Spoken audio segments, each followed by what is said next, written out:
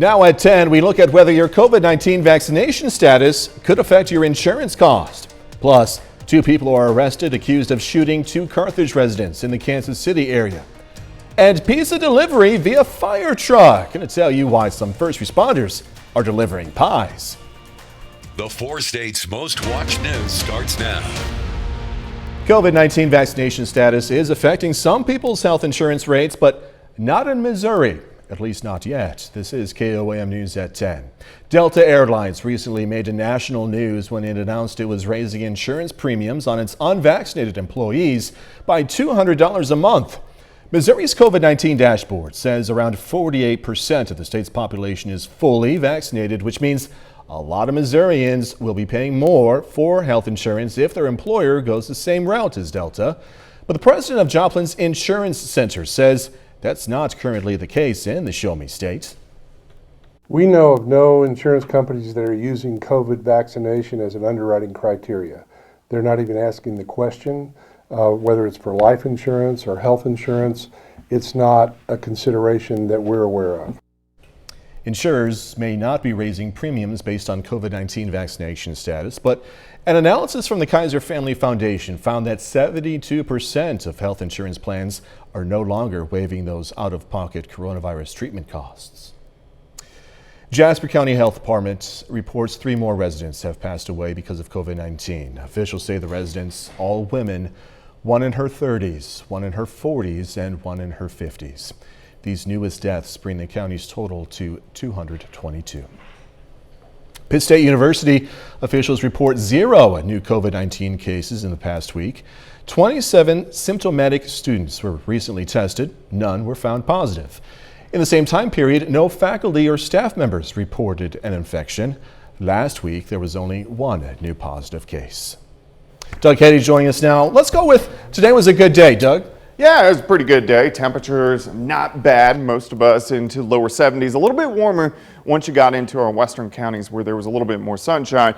But 71, the official at the airport in Joplin. 74 is our normal high. We started kind of cool this morning at about 57 degrees. We've had a lot of clouds on the Missouri side in these random light little showers and sprinkles. That's all we've had most of the afternoon into the evening hours. We are getting some fog, which is building in. So if you're going to be on the roadways tonight into tomorrow morning, watch out for that. Temps right now mainly into the mid 60s, so a little bit on the cool side, and it looks like as we go through the overnight hours we'll drop back to about 59 later on tonight. Warming up though for us tomorrow, up to 80 during the afternoon. Gets even hotter than that. We're going to talk about that plus some storms here in just a bit.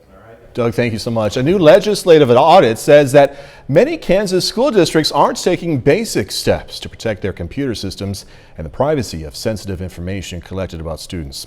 The report released by the legislature's auditing agency based its conclusions on a survey sent to the state's 286 local school districts, with 147 or 51% responding. The audit said that more than a quarter of the school districts surveyed didn't have antivirus software on all computers.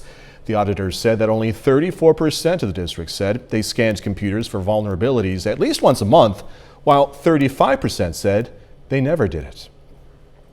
Transportation Security Administration is set to impose new cybersecurity mandates on railroad and aviation industries. The idea is to force compliance in the wake of high-profile cyber attacks on critical industries.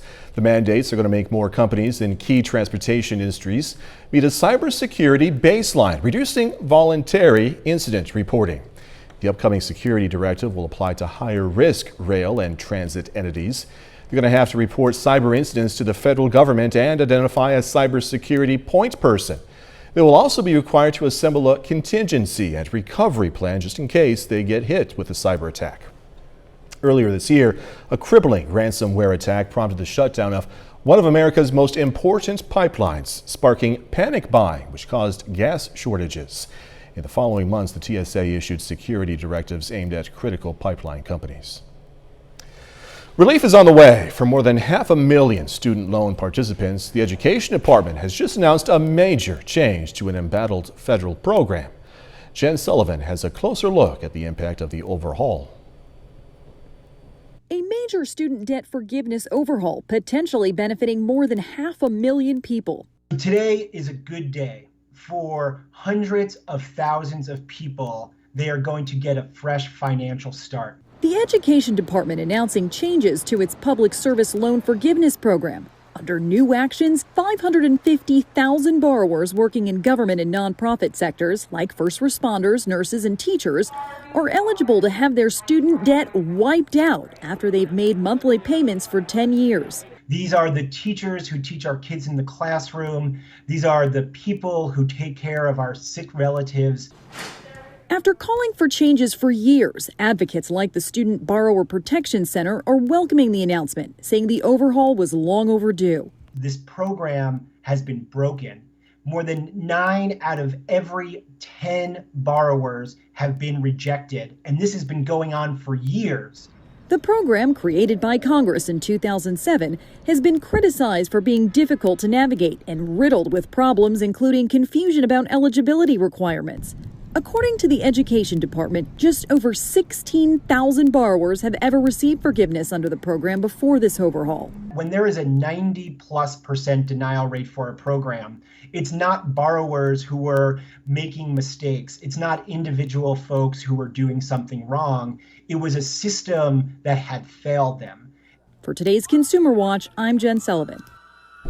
Among the requirements, participants must have worked for the government or certain nonprofit organizations for 10 years and must make 120 on-time monthly payments for 10 years to have the remaining balance canceled. They must have loans made directly by the federal government. And finally, they must be enrolled in specific repayment plans.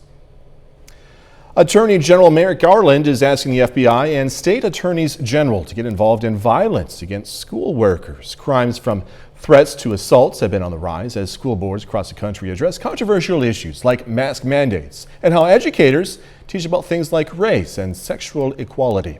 Garland's memo comes days after the National School Boards Association asked the Departments of Justice, Education, and Homeland Security to investigate. That organization referred to clashes at public meetings as forms of domestic terrorism and hate crimes. Garland is asking federal and state officials to meet with local leaders to discuss strategies to protect school workers.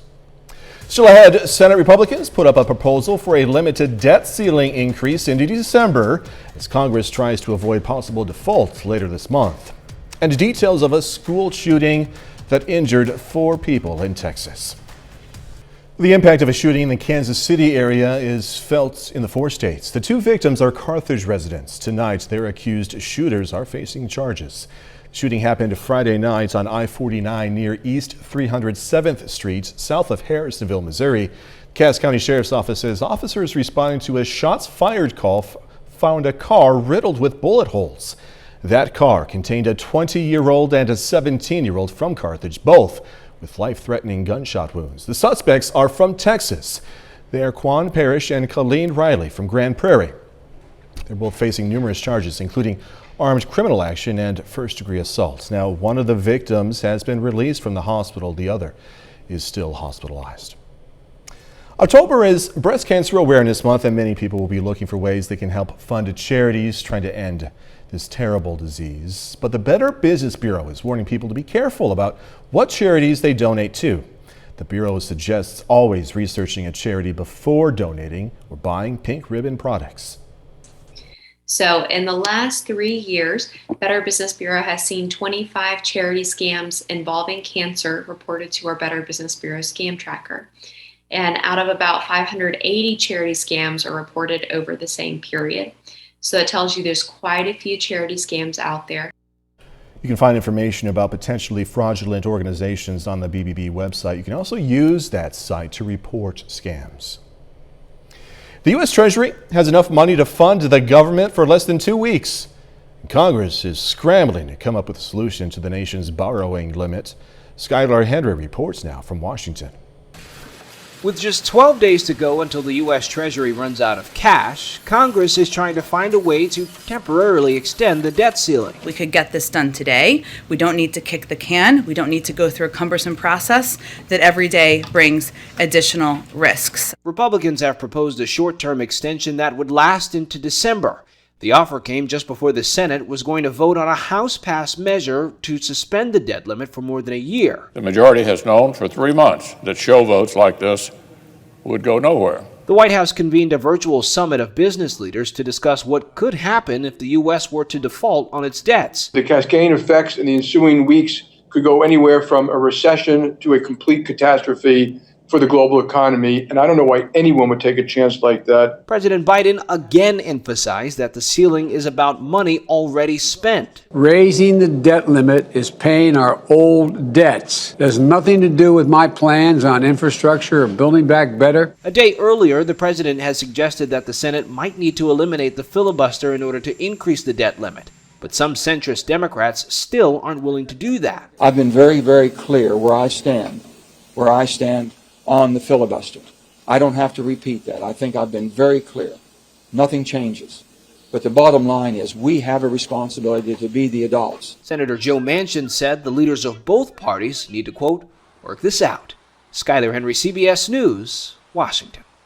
4 people were injured, 2 of them shot after a student opened fire inside a Dallas area high school this morning. Police say the suspected shooter is Timothy George Simpkins, who they say got into a fight at school, pulled out a gun. After the shooting, Simpkins ran but was found and arrested. A group of GOP governors from states nationwide visited the U.S.-Mexico border today, pointing to what they call a crisis at the border. The governors are among an even larger group of state GOP leaders who wrote to the Biden administration last month asking for a meeting with the president.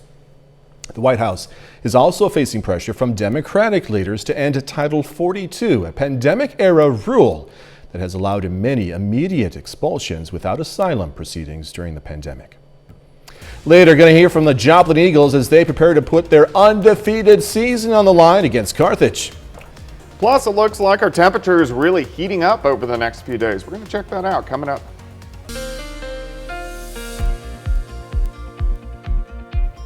Well, it definitely turned out to be a nice Wednesday for us today. Temperature is pretty good, lower 70s for highs.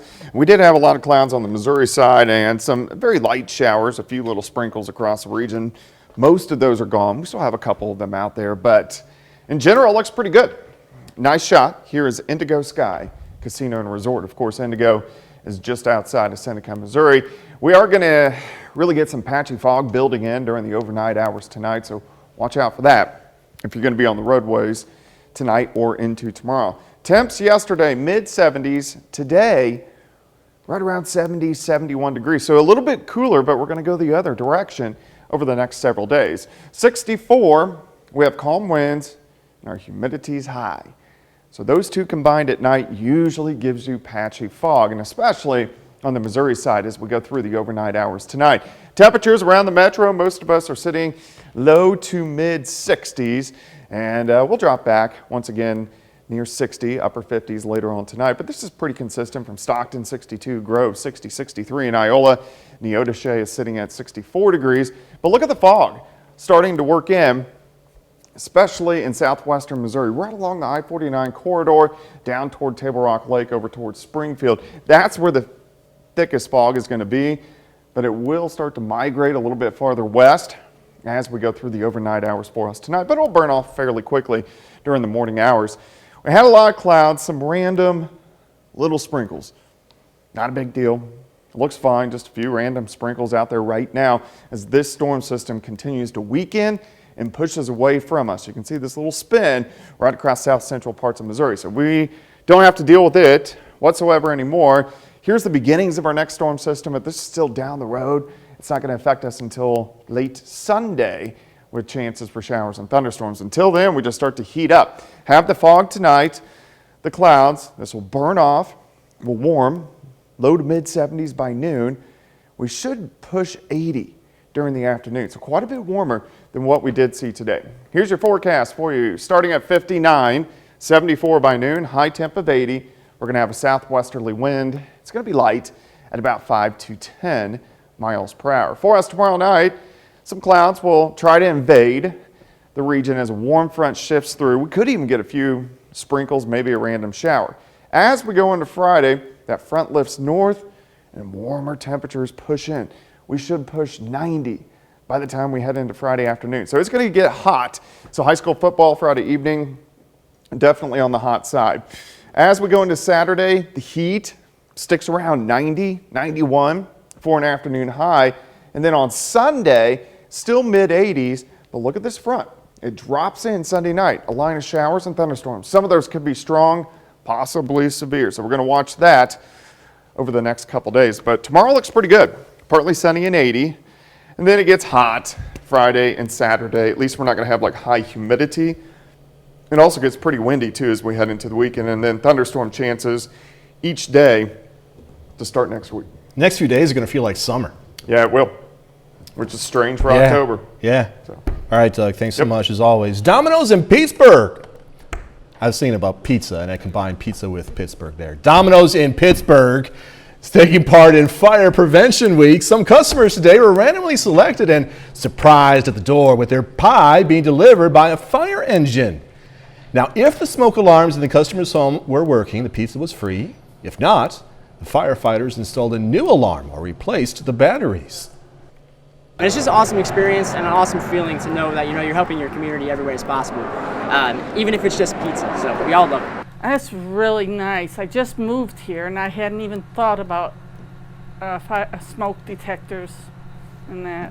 So that was really nice. Power to it. Good idea right there. This year's Fire Prevention Week campaign theme is Learn the Sounds of Fire Safety.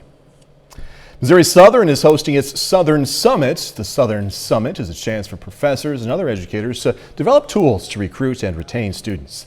It's also an opportunity for staff members to connect. It's usually individuals on campus, experts, in their own fields. So we have a lot of talent at Missouri Southern. We just don't get to necessarily share all of that with each other because we're kind of working in our departments or in our own groups. So this is a great opportunity for people to be able to mingle and to learn from each other and just to engage in that camaraderie that we have here going at Missouri Southern. This year's keynote speaker was Dr. Darrell Davis, Assistant Superintendent of Equity, Inclusion, and Innovation for Kansas City Public Schools. Coming up in sports, the St. Louis Cards aiming to keep their season alive in the National League wild card game, and we're going to hear from the Joplin Eagles as they prepare to face Carthage for first place in the conference standings. After 2 straight games at home, the Missouri Southern Lions are hitting the road this weekend to face Lincoln. Southern is 1-4 in their first 5 weeks. They'll try to avoid their 3rd straight loss on Saturday. On the other side, Lincoln also struggling to begin the season. The Blue Tigers are 0-4 in their first 4 games. The Missouri Southern run game been pretty good so far. The pass game still a work in progress with redshirt freshman quarterback Dawson Hurl under center. Hurl, though, is completing 62% of his passes, 6th best in the MIAA, and building chemistry with his pass-catching group every week. Dawson becoming better and better each week. We're learning, to adjust, and we've grown each week passing the ball. If you look at the numbers, right now we're just week by week waiting for that big moment to come. But I think we're gonna boom, pretty soon. The one thing that we're starting to see is our level of execution go up. I've talked about it before. This stuff takes time. We're on game 6 now, So he still hasn't even had a full season under his belt. He's only thrown to these guys for a spring and a fall, and so it takes time to develop that relationship. The Joplin Eagles host the Carthage Tigers this Friday night. This one, no doubt the biggest game of the week, probably the biggest game of the season in the area, with both teams heading into Friday undefeated. Now for Joplin, their offense been humming all season. They're scoring 42 points per game. The quarterback, Always Right, has completed nearly 74% of his passes this season, throwing for 1,300 yards and 17 touchdowns in just 6 games. However, they haven't faced a defense like the Carthage defense yet, so they know got to be even better if they want to stay unbeaten Friday night. We're going to have to be more physical up front. We've done a really good job of spreading the ball around and being balanced offensively, and I think those things will continue to help us. Obviously, we got to take care of the football, and we've got to be the more physical team on Friday night. I think that's a big deal. They haven't given up more than 14 points this whole season, so it's going to be a tough challenge. But we have a lot of playmakers on the field, so I feel like maybe extending plays, but I know they're going to try and limit me getting out of the pocket, but just stand in there and make plays and get balls to my receivers. Well, Tonight is playoff time for the St. Louis Cardinals. The Cardinals are on the road this evening in the National League Wild Card game, trying to keep their season going against the Dodgers. Now, the winner of this one moves on to the National League Divisional Series, while the loser goes home. And right now, it's a really good one, tied 1-1 in the top of the 8th. Adam Wainwright goes 5 1/3 for St. Louis, giving up just 4 hits and striking out 5. And that's going to do it for sports. We're back with more news after the break. Take time now to honor a local veteran. Private First Class Jacob Tubbs served in the U.S. Army. His hometown, Carthage, Missouri. And we are proud to thank and salute Private First Class Jacob Tubbs. He's tonight's 4-state hero. A defining masterpiece by well-known Renaissance artist Sandro Botticelli is expected to raise millions when it hits the auction block next year. Art aficionados predict the Man of Sorrows will bring in more than $40 million. Now, it's believed students, actually, or followers of Botticelli, created the half-length panel painting of the resurrected Christ around 1500. The piece appeared in auction back in 1963 and then sold for around $13,000. Sotheby's will auction the painting in New York in January 2022. Raise millions. It's a lot of money. It's a lot of money. Final weather. Looks pretty good. We're going to start to heat up. 84 us tomorrow, near 90 by Friday, into lower 90s Saturday, and then pretty good chances for thunderstorms, mainly Sunday night. So most of the weekend is going to be dry. So are you excited for the heat? For Friday night football? No, absolutely not. I've had enough of it. Yeah. Final sports note, Leonard. Carthage has only played 6 games. Running back Luke Gall already over 1,000 yards this season. Impressive. Yeah. All right. Thanks so much for watching. See you tomorrow. Have a great night.